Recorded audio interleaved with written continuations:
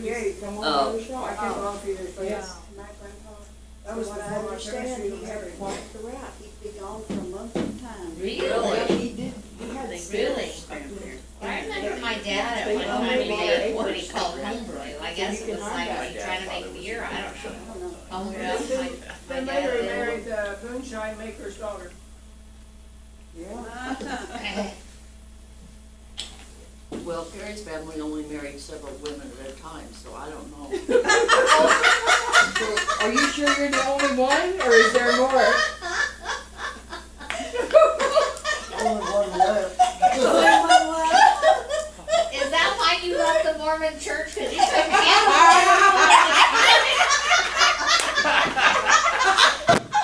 Maybe he just couldn't keep up. Honey, that's okay. I was more than you could I handle. bet you used to drive a station wagon too, didn't you? That's right. Phil's not coming, so I'm leaving. It's been a long time since I've seen Perry speechless. I didn't know this was gonna be Perry roast. But since it is, jump right in. It's lots of fun, isn't it? Yeah. Were we recording this, Bob? No, there's 50 seconds left. Yeah, we just need I to don't be know, careful you know, when that, Pat when it goes, hates we it. gotta go to this, when it comes out, we gotta. You have trouble, hope he's not recording this. Yeah, you're right. When the Patrick clock's running, hates you it at can count work. on being online. So, just so you know, you are. We're online now? Because they're out, Yes, we only have like 5 guys So at you've been work, roasting and we have Perry about online. 20 ladies. Oh, Yes. Okay, And so there's you just know the girls countdown be here. talking, and his face would get blood red because he just overhears things he don't want to hear. things that he's not supposed to be. Well, yeah, because there's 3 girls in the office area and him, and then there's a whole bunch of girls out in the warehouse with 5 These guys, come so outnumbered. they all are. 5, 4, 3. Now we gotta behave. Oh, shucks. Good evening. Good evening. To everyone here, good evening, and those of you online, good evening as well. Those of you who were expecting to see Phil, sorry about your luck. Phil is on his way. He will be here at some point during the program, if you will. He's given me strict instructions on what to do and what not to do. And the first instruction was, don't try to teach from the book. He says, get everybody's attention, let them speak about whatever they would like to right here, and then start the video. So does anybody want to share anything? I mean, we've had a lot of sharing already.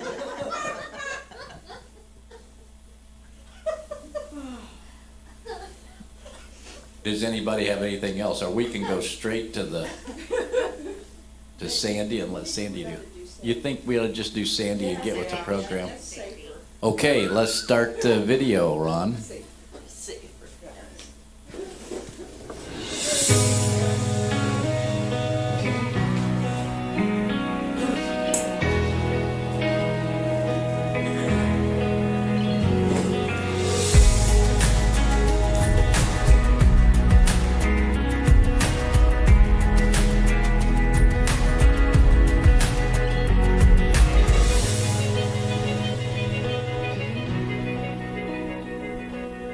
Welcome back to the Epic of Eden Deborah, Session 5. Having spent our last session getting to know our hero, today we're going to learn about the crisis that calls her to action. So we're in the 4th cycle of the book. Othniel, Shamgar, and Ehud have already come and gone. And now it is time for our girl Deborah to take the stage. So open up your Bibles to Judges 4:1 and let's get this show on the road. And so it reads, again the Israelites did evil in the eyes of the Lord now that Ehud was dead. How familiar we have become with this cycle. God sends deliverance through his judge, this time Ehud, the assassin. The land is at peace as long as that judge lives and adjudicates, because under that judge's leadership, the people keep the covenant. But as soon as that judge is gone, so too is the people's allegiance to their God. So verse 2, Yahweh sold them into the hands of Jabin, the king of Canaan, who reigned in Hatzor. Now again, for Yahweh to sell his people is in direct conflict of him buying them from Egypt in the first place. Every time Israel moves through this cycle, they step further away from their true story and further away from their true identity. Sisera, the commander of Jabin's army, was based in Harosheth Hagoyim. And verse 3, because he had 900 chariots fitted with iron and had cruelly oppressed the Israelites for 20 years, the Israelites cried to the Lord for help. All right, so what is going on here? First, let's deal with the people. You already know who the good guys are. Ehud is the judge in the cycle just before Deborah. He defeats the Moabites with a daring assassination of their warlord king Eglon. Who are the bad guys? Well, as introduced, Jabin is a king in Canaan. He is not the king of Canaan because Canaan is not unified at this point.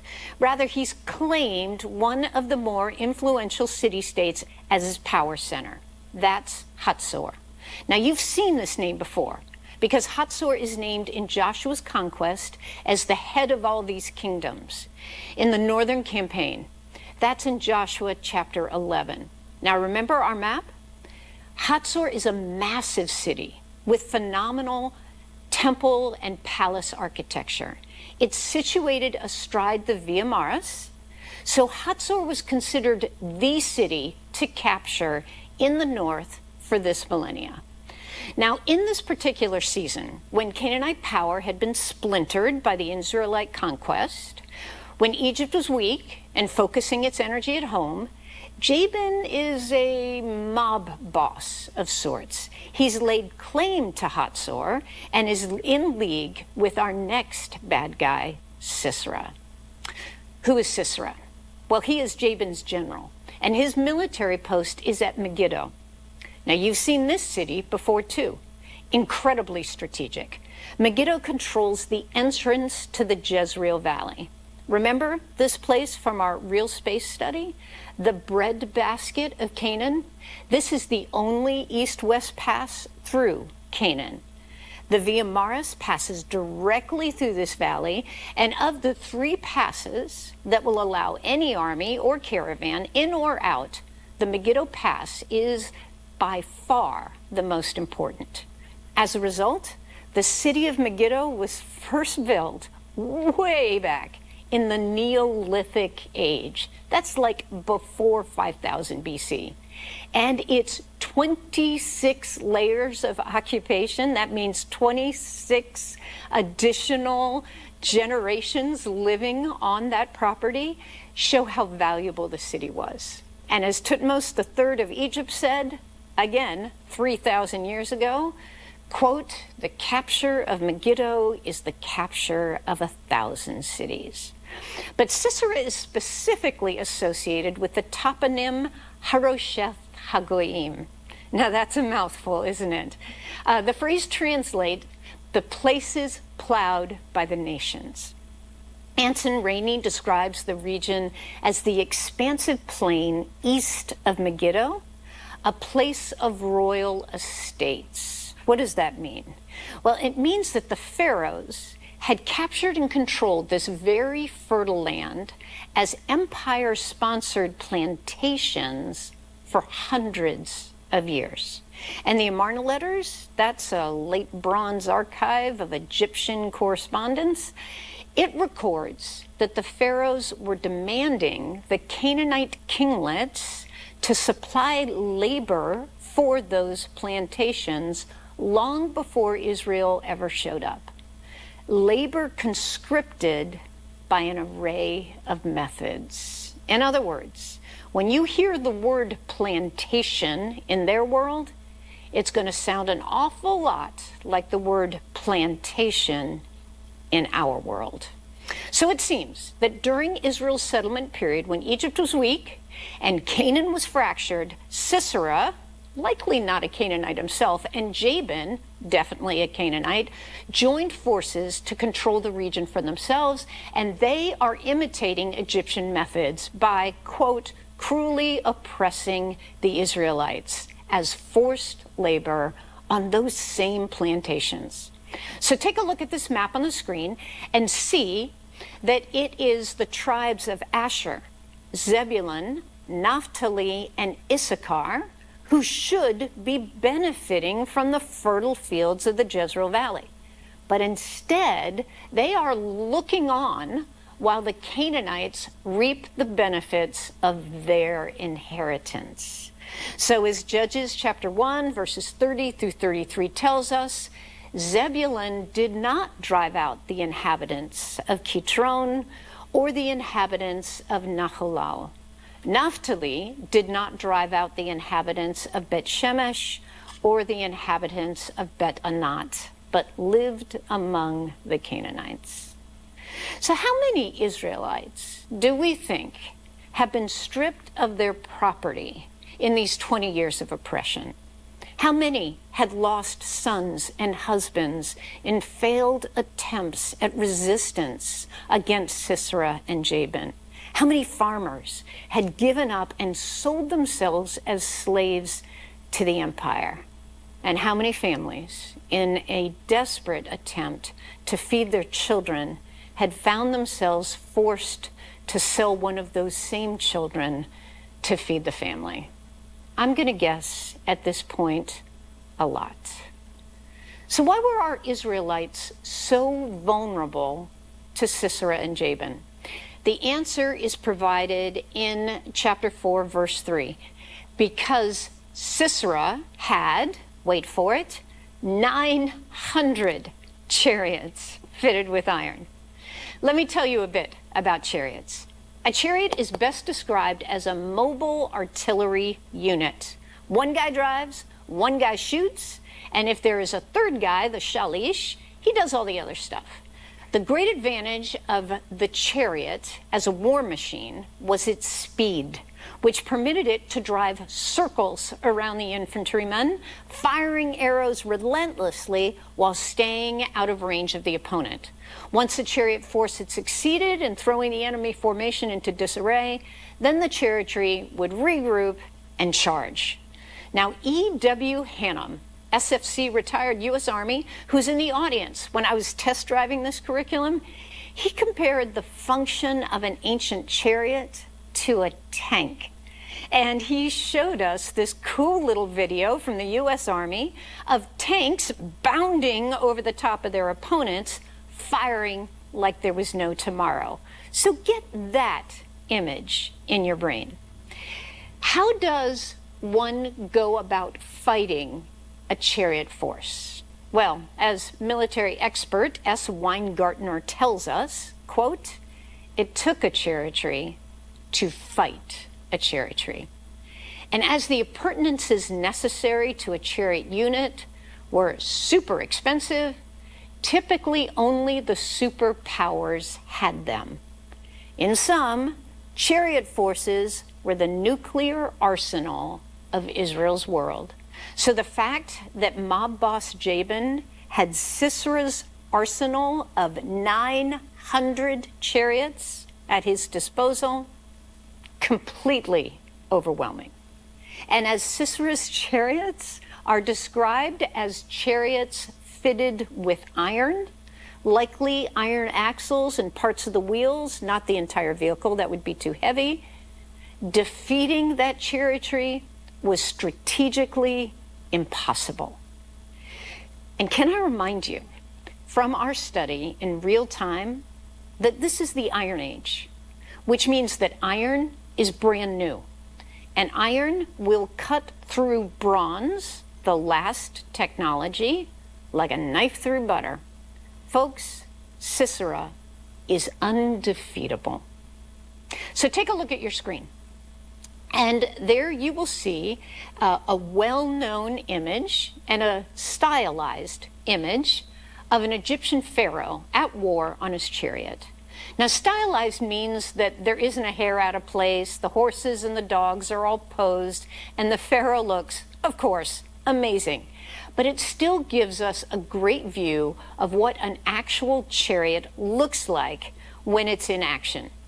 Now keep in mind, chariots are only useful on flat terrain. They are no good in the mountains. So as we read about the use of chariots in the ancient world, we predictably find that the Egyptians were famous for utilizing this particular military technology, because Egypt and its borders are flat. And after Solomon takes control of the Jezreel and the coastal plain, well, 1 Kings 10 tells us that he also made use of chariotry, and with his resources managed to build an army of 1,400 chariots and 12,000 horses assigned to the chariot cities of Hatzor, Megiddo, and Gezer. And in case you're really interested, recent excavations at Lachish have demonstrated that that really large open area in the middle of the city, previously a bit of a mystery, was likely a chariot training arena. Okay, so the first ever recorded chariot battle occurs in, as you would expect, Megiddo in 1479 BC. And it happens between Tutmosis III of Egypt and a Canaanite coalition. Tutmosis won, of course, and claimed to have captured 924 Canaanite chariots from Megiddo. This is sounding familiar, isn't it? But this also means that he captured 2,238 trained chariot horses. Horses that Tutmosis is so excited about that he records each by gender and age. This brings us to our next topic, because you can't drive a chariot without a horse. Yes, a chariot can't propel itself. Rather, it's going to take two thoroughly trained, completely fit, battle-tested horses to maneuver a chariot through the dangers of the battlefield. And an animal like that does not spring up from the grass fully formed. Rather, as the Hittite manual of Kikuli, the master horse trainer from the land of Mitanni, you didn't think you were going to learn that today, did you?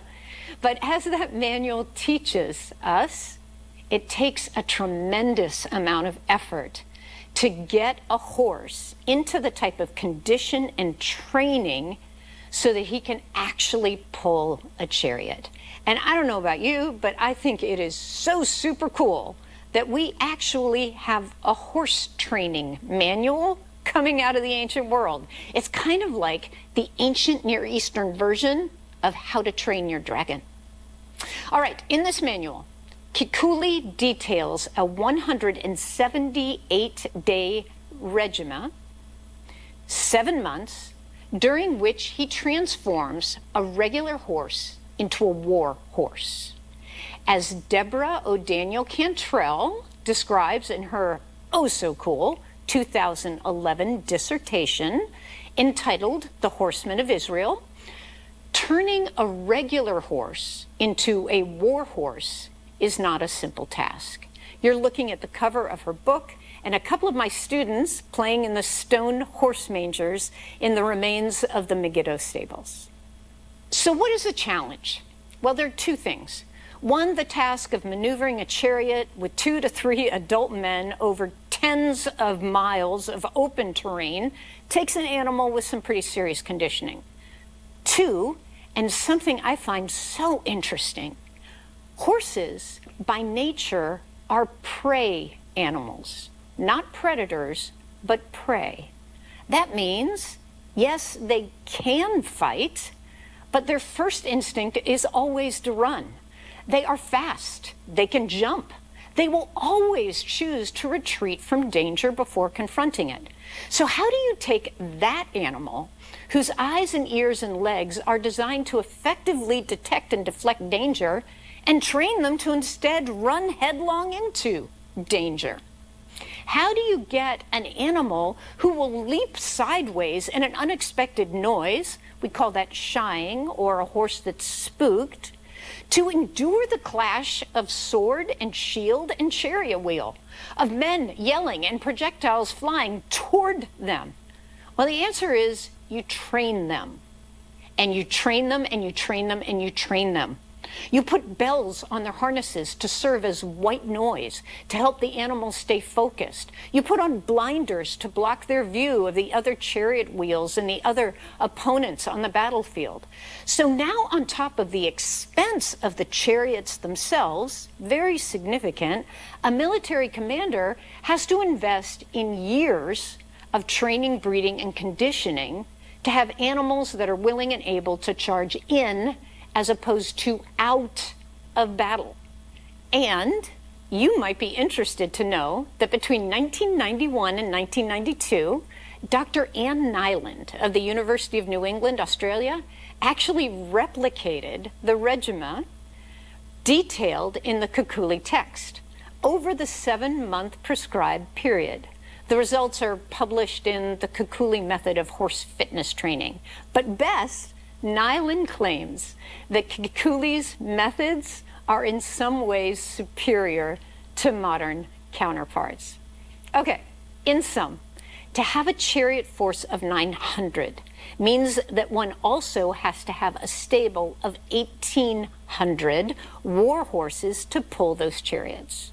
And as horses can be sensitive, heat exhaustion, hyperthermia, heat stroke, dehydration, skinny little legs that break way too easily, even sunburn and melanoma, and as a 1,000-pound working animal eats 12 to 15 pounds of gray in a day and 10 pounds of hay, well, this sort of fighting force was expensive and it was rare. So how in the world is pre-centralized Israel, who has a volunteer force of infantrymen trained in the hill country, going to do battle with Sisera's forces? Israel has no chariotry. Israel has no iron. They are in every sense outgunned, outmanned, outnumbered, and outplanned. So the tribes can see the land promised to them, but they have not possessed it.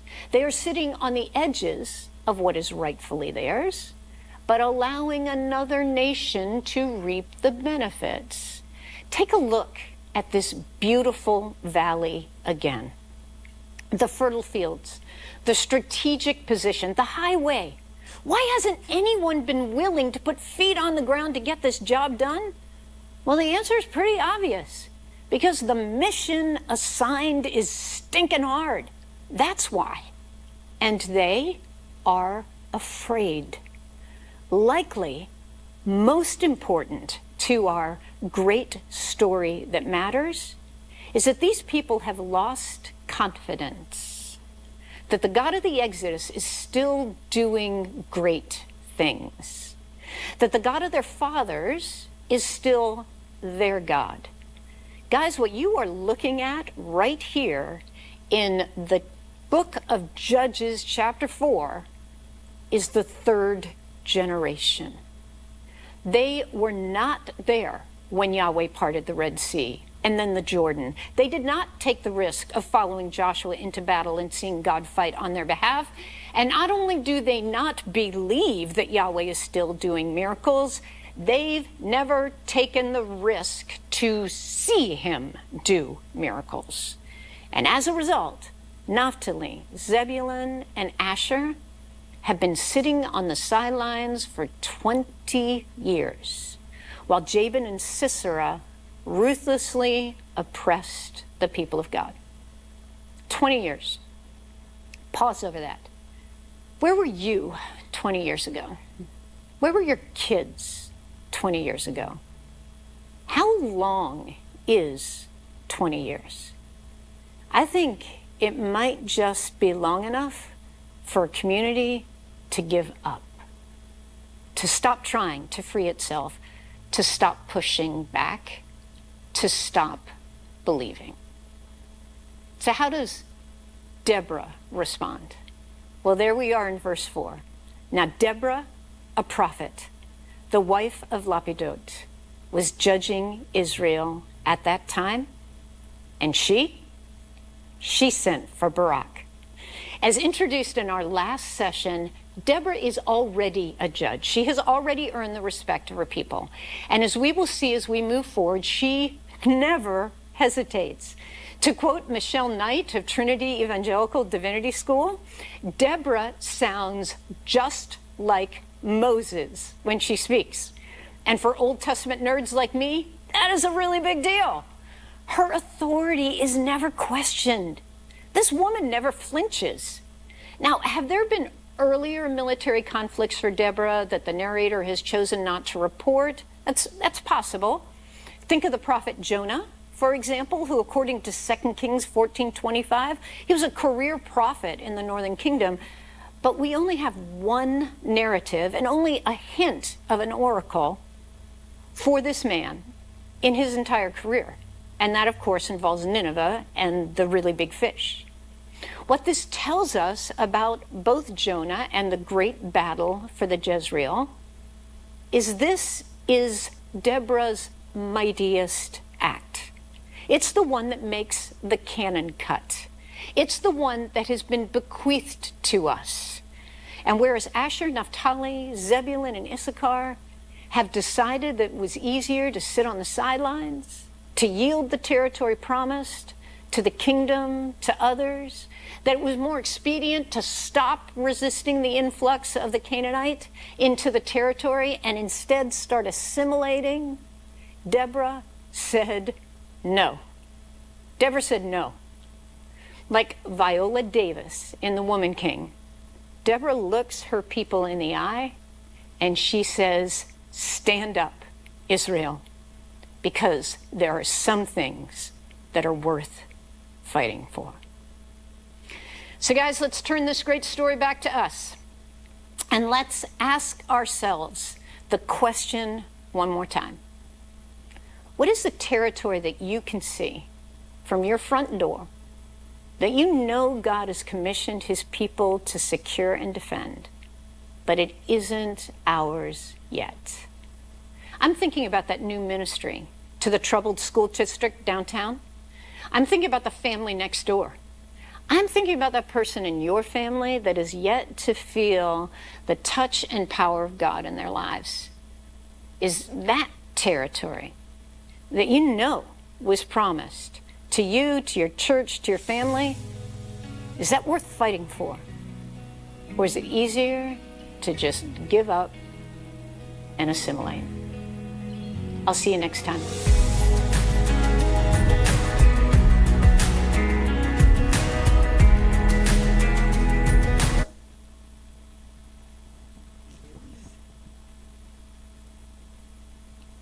How many chariots do we have? Anybody got a chariot? You have 900 chariots?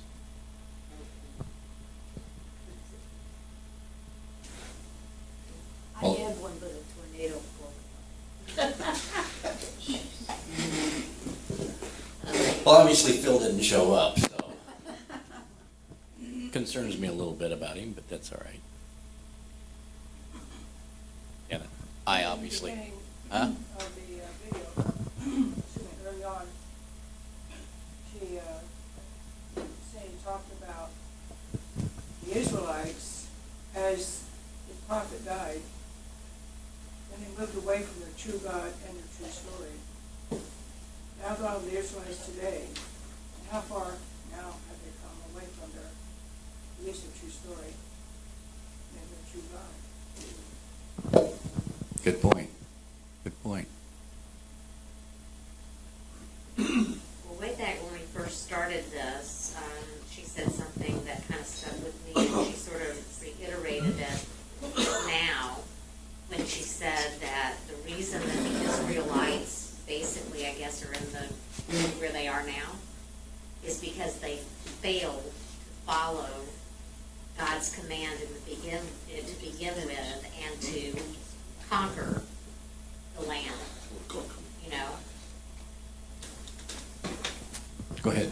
No, that's what I'm saying, is that's why Israel is where it is today, is because when God gave Joshua the order to go in and possess the land as Phil said at one point, the people became comfortable.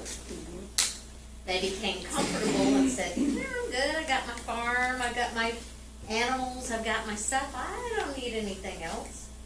So they did not do what God commanded them to do to begin with. And that's why we find them here in this, and why we find them still fighting now today. Very good observation. Very good. I'd like to introduce somebody to you. Our guest speaker finally arrived.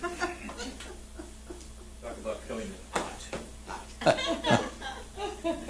Well, then, also following up, remember what you said, but what I said before, this was what, the third generation in this chapter. They had not seen the separation of the water and all the miracles. They didn't seek that either, because they moved away so far, again, already. Well, they got comfortable. And then they accepted, as you said, Yep. where they were, instead of fighting.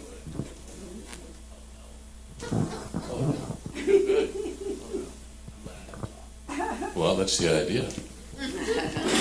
So where are we? Here, Just finished the video. we're here. I have only one thing to say. I am so sorry. All right. You missed all the fun. Oh, yeah. I wouldn't doubt it. I wouldn't doubt it. No, I didn't. I missed this fun, but I was in the middle of another fun. I dropped my wife off at the church, and it's taken at the train station, and it's taken over 2 hours to get back from there. Whoa. It's ridiculous. I broke more laws. You didn't hear that. And yeah, he's taking notes. So, where are we in our discussion? Anything at this stage of the game? You've heard most of it, really. Okay. We just started.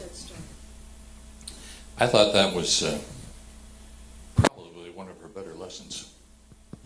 I know I enjoyed it when I previewed it.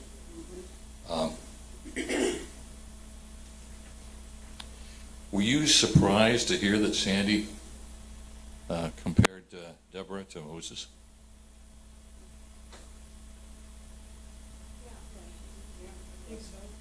Yeah. Why were you surprised?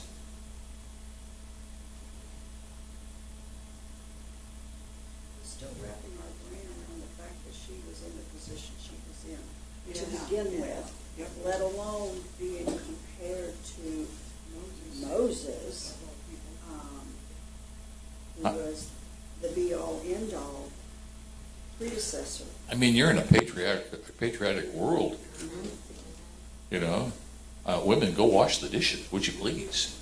No, not please, just go wash the dishes. Well, but not only that, but when you look at the scripture and everything, I mean, we have so much scripture that talks about God calling Moses, you know, how Moses was set up, the whole thing, and how he basically grew in a way into the position. Because he at first was saying, not me, I can't talk, I stutter, I can't talk before, you know, Pharaoh or anything like that. So we've got a lot of background information on Moses. Here we just have a little bit on Deborah, and yet we're hearing them compared to one another. Makes you wonder what was all left out of her training. Well, you know, in many respects, it's surprising she made the cut at all. You know, but that in and of itself says how important she was. You know, you got to put that one into perspective. If Deborah wasn't as important as she was, she wouldn't have made the cut. Not only in terms of the biblical compilers, and you know that's one thing, by the way, folks. You got to get your mind around. The Old Testament, in particular, has been compiled by generations of people. And when you get to a book like Judges, there is more people that's had their hands in that compiling than you would ever think of. Now, that doesn't change the fact that it's God's word. But it does, put it into perspective that God has selected individuals to compile it, just as he selected Deborah to do something. So, You have to know that she was important because women were not recognized in that time. and that in and of itself says how strong she was. Women never get to that kind of place. And she was amazing. Not only a prophet, military leader, a judge, she had a family. Yeah, unbelievable. And women, I don't need to tell you, you're still fighting the battle today. Not as much as she was, but you're still fighting the battle. Not in my household. I'm fighting the battle. But that's another story we'll time some other time later. One thing we talked about earlier before you arrived was how Sandy speaking, talking about Judges 4, I think she said that was the third generation away from, way back from the beginning, and they moved away from their true God, from their true story. And I relayed that to you today. I said, how far now are they from their true story and their true God? How far is the nation here? Yes, I was just thinking that too, really. I mean, think about it. Sandy, early on in way back in other video, way back, she said that Israel is no longer the chosen people. We, the Christians, are the chosen people. That's what I remember her saying. Maybe I said it backwards. I don't know. No, I think I know. It's on target. Now, my home annual conference in the United Methodist Church was Indiana. And when I was pastoring in Indiana, and I was district superintendent in Indiana, it was divided into two conferences, North and South. And each conference had 10 districts. Today, it's one conference, and there are 4 districts. That's an indication of what it's just disappearing. And that, unfortunately, is true of the Christian church in so many parts of the country. Well, you look at it, probably the population of Indiana is much greater now than it was during that time. Well, yeah, but I'm not going to give it over to the population issues. I'm giving it over to a theological question. No, what I'm saying is, if you were at, let's say, 1 million and now it's 5 million, it makes the difference even greater. Yes. Because you've got more people. I'm with you now. And less. Yeah. Well, we have to hope some of those that came away from the United Methodist Church stayed Christian and went to either Global or some other Christian denomination or whatever, Yeah, that shrinking came about before the Global Methodist Church was even formed, so you can't lay it at their feet. But that shrinkage, the major denominations clear across the board are shrinking like that. And you got to say why. And up until the time of Deborah, the question is why? And I think the answer is there was not 1, strong leadership, and 2, strong belief in God. And today, 3, the willing to serve God in that kind of a strong way. So it's the same thing as what the Israelites did not do. They did not possess the land. We are not possessing the land, so to speak. That's right. That's right. We're comfortable.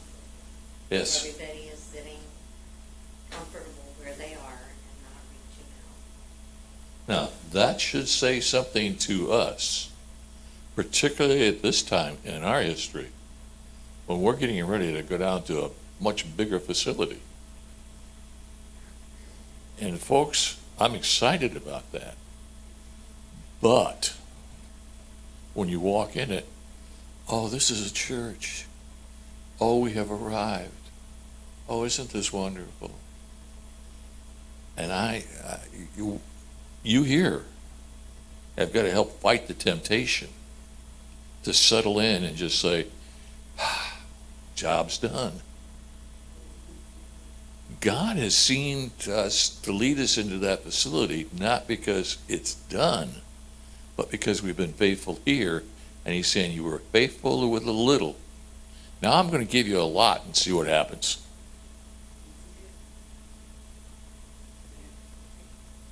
Yeah. And to be faithful is not just to develop for internal, it's to develop external. That's right. That's right. So it's, I'm excited. It's a challenge. It really is a challenge. And I wish, I'm so glad that Bob's buying the whole thing. It's just my, I said something to add to that, didn't I? No. But I will put in a plug. It's going to cost us some money.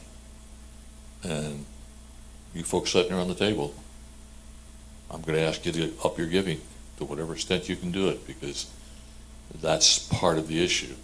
Giving up our fortune to create the real fortune, which is laid up in heaven.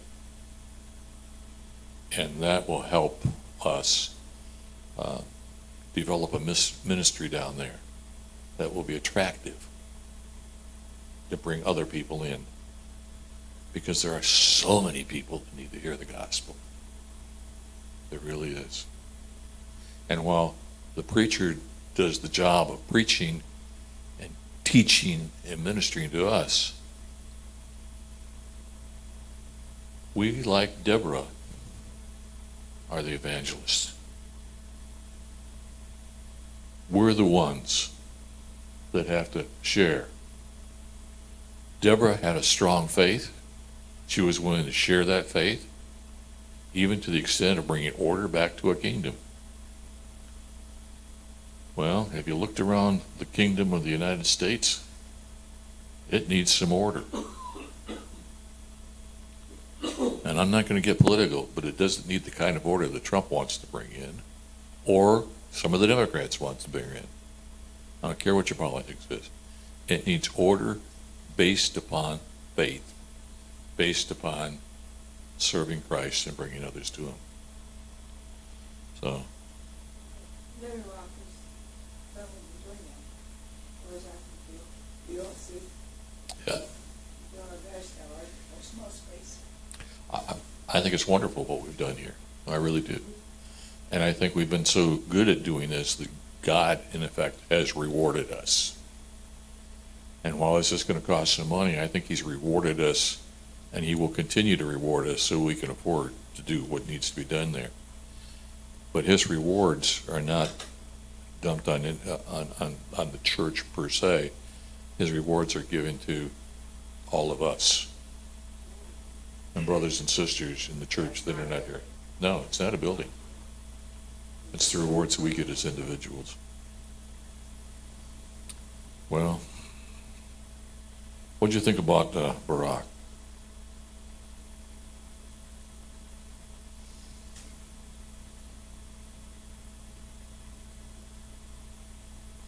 Evidently was charismatic if he could get that many people, fight. Volunteer army, Small area. a volunteer group. Yeah. That sort of excites me, just to be honest with you. Well, was there something specific that spurred it on? Because we were in the same position before World War II. We went into isolation, staying out of the world, and it took somebody to focus in the eye to bring the volunteer army out. So was there something like that? Over time they got complacent, just like we, before World War II, got complacent. But there must have been something that said, okay, now that this has gone far enough, what was it that, or don't they record anything? The thing about World War II is that you could see the need. You could see the challenge coming from Germany. And so there was a chance to rally. And that was what you were seeing, the country could rally around easily. Right now, I think we as a people are sort of ignorant to what's going on. And so there are those that believe that need to show where the ignorance is at. But about the walk, Richard is asking about if is there anything reported that says, you know, that a particular thing happened or whatever that caused, you know, everybody to rally and come forward? I'm not aware of any. I'm really not aware of any. I think So it was more Deborah going to him and saying, now's the time. now's the time. Yeah. Now's the time. Yeah, I don't think, from my studies, I don't see anything outside rallying Barack to do what he did. Because I don't see people leaving their farms and their livelihood to go off and fight without something that, she must have been a real good convincer then, if there wasn't anything. Well, it was concerning. God. God empowered her. Sorry. No, I think she mentioned it in the film people. She just kind of saw the people getting complacent, but assimilate. She was afraid that, she said, we got to stay our people and take what was promised. She wouldn't have been in the role that she was in if she was not a strong woman and was not able to read the times. You know, it was not, that role is not one of, well, hey, here I am, I think I'm going to do this. That role is one of, God says, I want you to do this. She said that to Mary also. There you go. But when God says, I want you to do this, that's only 50% of it. Because you have to say, here I am. And she was willing to do that. I think she is a strong, strong example of what a follower of God is all about. She was female. There you go. No, and that in and of itself told me something, you know. God's people are not men. Always use the male person. Yeah. Yeah. Well, you know, I think back to Mary Kendall's sermon from a month or so ago when she talked about the 5 women that were listed in the genealogy of Jesus. There was significant reason for each and every one of them being documented. Hmm? You know, in the genealogy. What was Barack fighting for?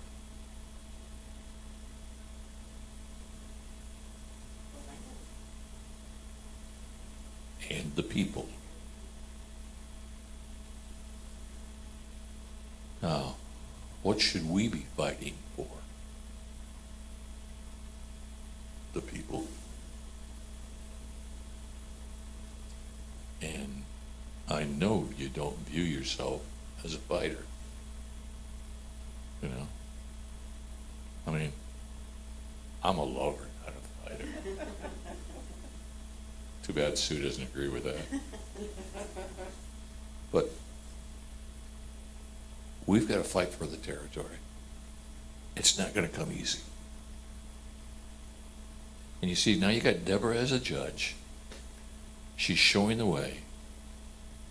And you've got Barack mustering an army once the way is shown to go claim it.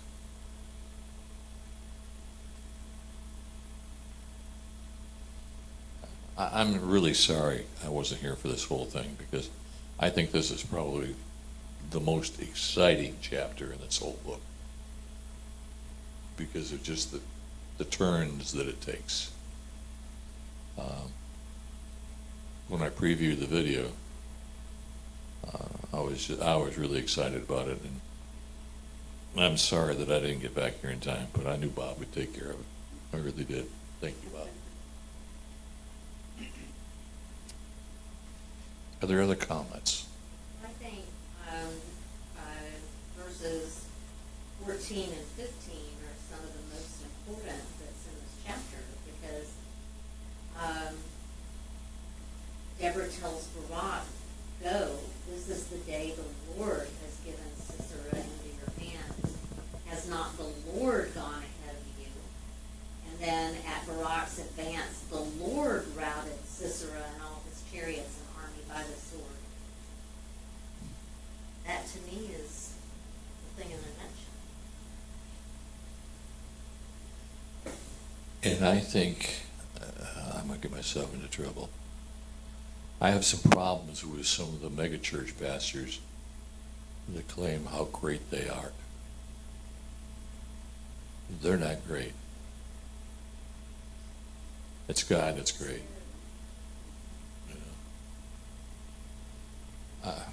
In Indiana, there was a young man, Mark Beeson, was a friend of mine. And Mark felt called. I mean, really called. And he started little home groups. And after those home groups grew to many of them, they started meeting in a theater. And after the theater became too small, they built a large church. In all that process, I never saw Mark claim that it was all his doing. I constantly saw him giving praise to God. And I think that's it. You know?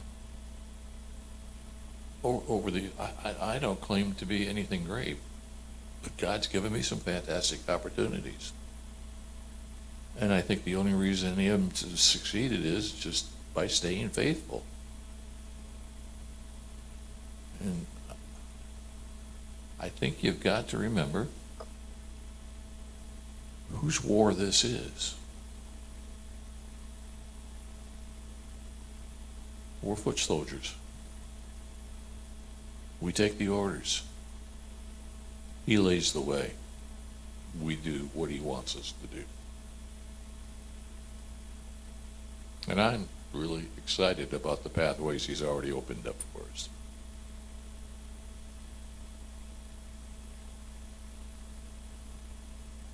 What do you think?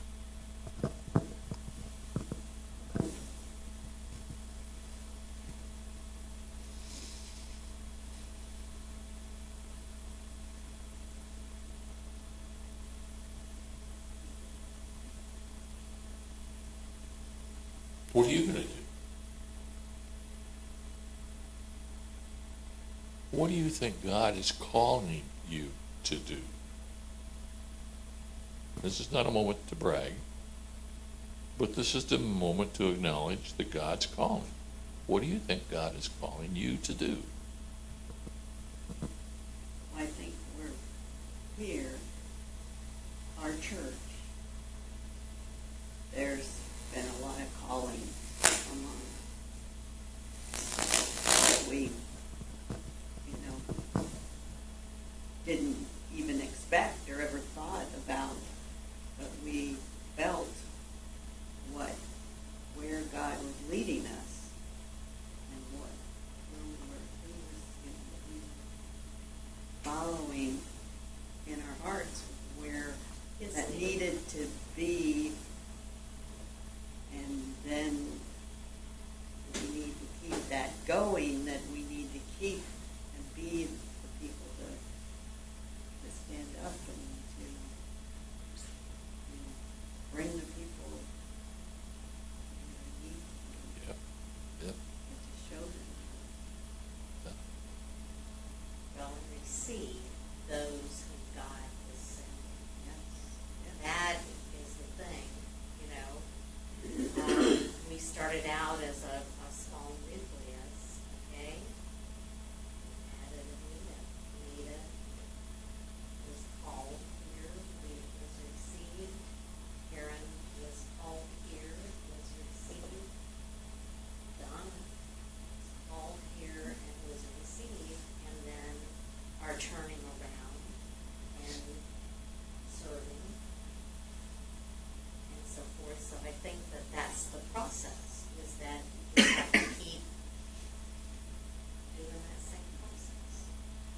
talk to people.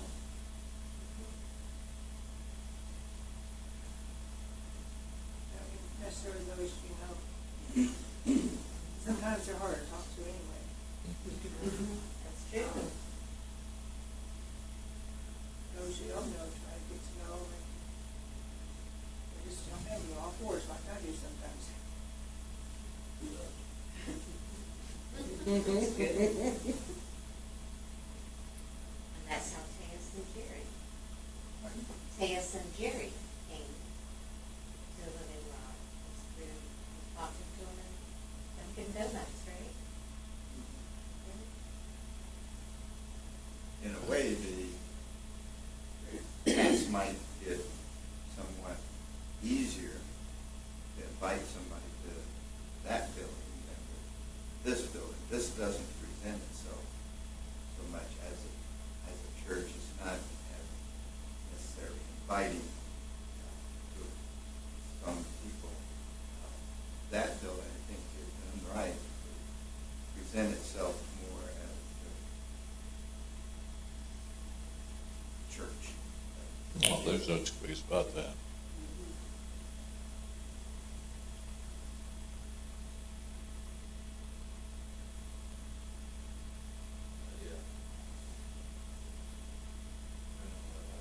Both the fact that Very good. Let me do the battery. The batteries are gone. He's got it back. Yeah. you're lucky. 1, 2, 3, 4, 5, and 6. There it is. Anyways,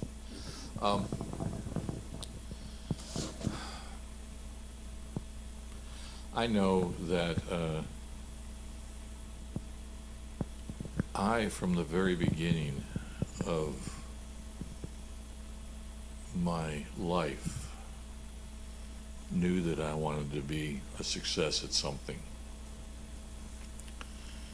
And I ended up studying, getting a master's degree, CPA, and going to work eventually as a chief financial officer of a large institution. Now, that's just where God starts to work in really weird ways. Sue became very, very ill with some overtones that forced her to get into the hospital and partially under psychiatric care. And I was just at the end of my wits. I didn't know what to do. Still working. And my sister-in-law, wife of Sue's oldest brother, Monty, came to stay with us. Now, when she walked through the door, I expected her just to take care of things. But the first thing she did was she called the Methodist Church and called the pastor and said, "You got to get down here. We've got a young couple that's in trouble." Now, I want to tell you, since I've become a minister, that's the kind of phone call I don't want. Because that's one of out of the blue, nobody's asked for me, and I've been told that I got to get down there. But Mike came. And he ministered to me and eventually to Sue when she got out of the hospital, and we became members of the church. And that's cool. We're settled down and we're fine now. But for some weird reason, Mike kept pushing at me to do more and more things for the church. And that push caused me to eventually, not going to go into the details, to end up where I am now. And sometimes we have to stop and look at who can we push and who's pushed us. It's not a unilateral decision, folks. God sets the stage, and he sets the players, and he puts them into a mix, and eventually says, go for it. Deborah, the stage had been set for. The office of judge was created. And she was, I have a hunch, given this small, well, geographically, as you've seen, this small little section to be judge. You know, we won't give her a big area, we'll just give her a small little area. But God knew that if she took on a small little area, that she'd start to see what it meant to be a judge for God. And look what happened. And so I honestly believe that you don't start out as a big shot. You start out as a little stone in the water.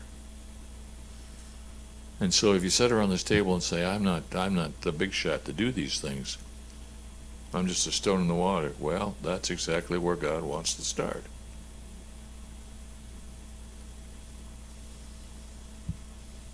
Who knows? One of you ladies may be a Deborah.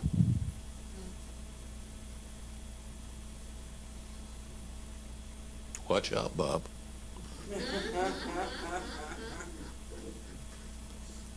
No, and the guys, one of you may be something that God really wants you to be, well beyond what you have been. You know, I just marvel at the fact that he's still finding places to use me.